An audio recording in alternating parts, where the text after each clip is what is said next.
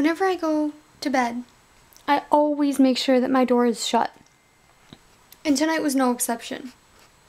But I just heard the door shut, as if someone had opened it and then shut it. I didn't hear it open, but it shut.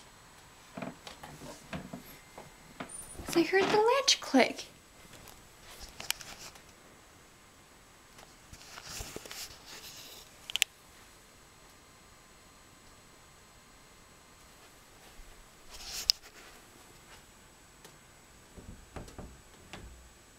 No, it's shut.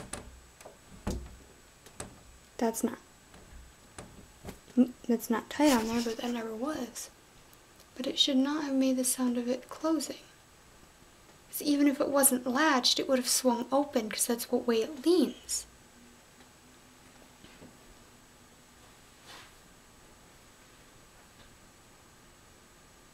That's not cool.